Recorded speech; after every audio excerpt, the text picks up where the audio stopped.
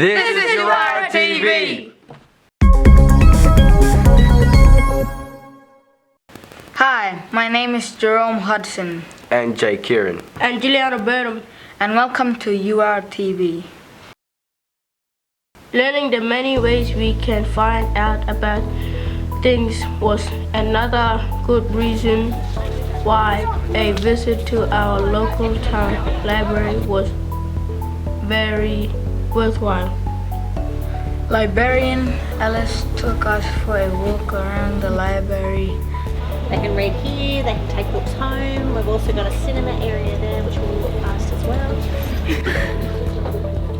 There are so many things we can do, from finding books and magazines, using the internet. Hi, my name is Roy. I come from T3 and we just here at Alice Springs Libraries learning how to use Alice Springs Library. Another great thing to remember is it's nice and cool.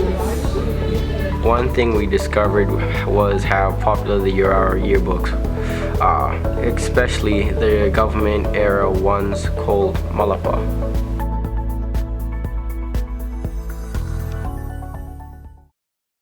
Thinking about how to make things, especially food, is something we all enjoy doing.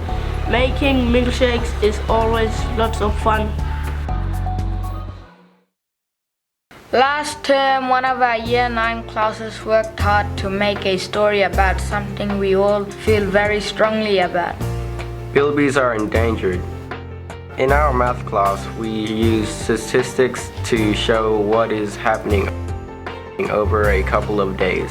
We recorded in our studios this story to show how urgent things have become and to submit for a national Choose Maths competition. Yirara College Choose Maths Project.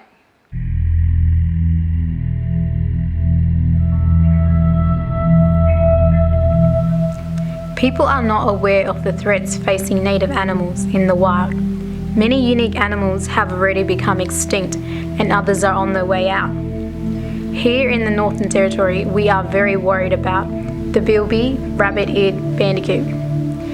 Bilby is a very important animal in Aboriginal culture, and it is used to be very common. But now there are less than 1,000 left in the wild. We need to convince the government that Bilbies are in urgent need of help. What's causing this decline in Bilby numbers? We know feral cats and foxes kill and eat Bilbies. Also, introduced buffalo grasses and climate change are producing hot, uncontrolled fires.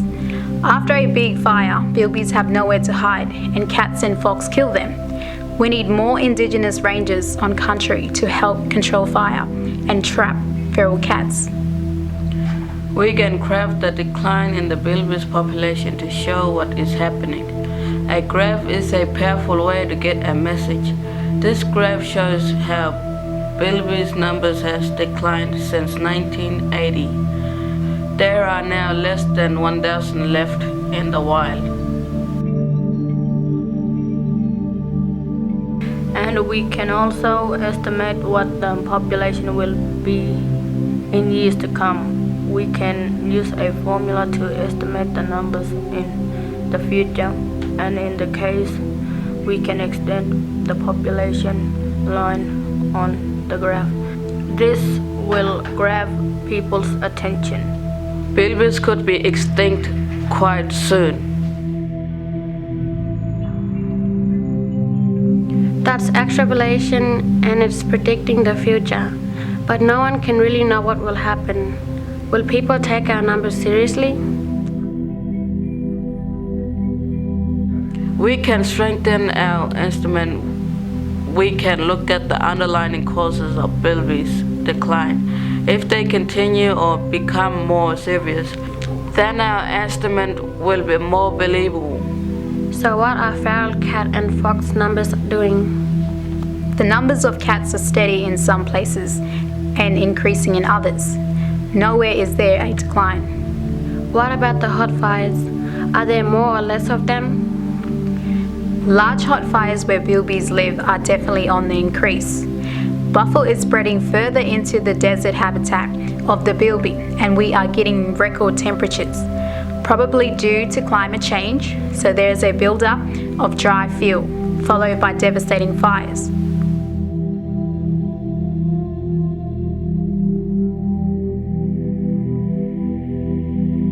So the causes of Bilby decline are getting worse than before. That supports our estimate of Bilby numbers in the future, so people can learn about the danger of extinction. Our estimates are backed up by good maths. Maths can help us save the Bilbies and other endangered animals. Maths makes everything possible.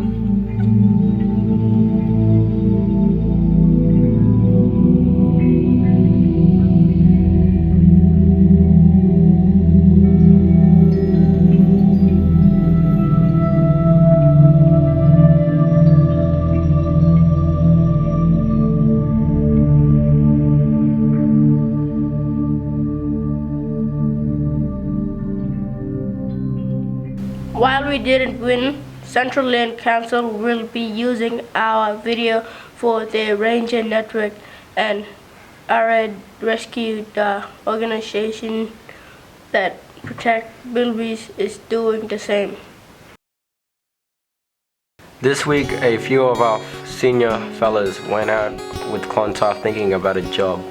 130 kilometers west of Alice Springs, you will find beautiful Glen Helen Lodge.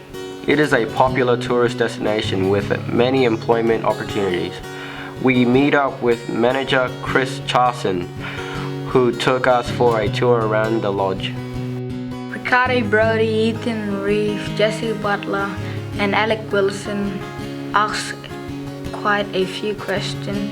One thing was how the staff members change between winter and summer. Winter is the peak time where they need more staff. The guys could work for a couple of months, then go back home for the summer. It's almost like school terms.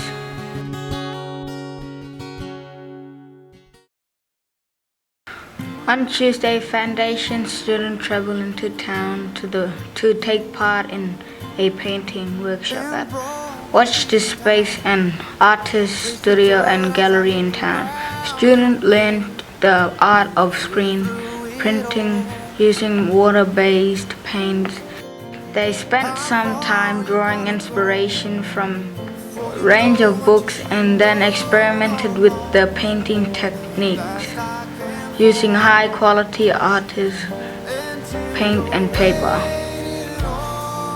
They produced 2 prints from the original painting. The second, a ghost print, will be featured in a major expedition and collaboration with other schools in town. Stay tuned for the final expedition. So that's another great YCTV episode. Make sure you come back next Friday to find out what we have been up to. Don't forget to follow us on our Facebook page and subscribe to our YouTube channel. Bye! See you later. Bye. Oh.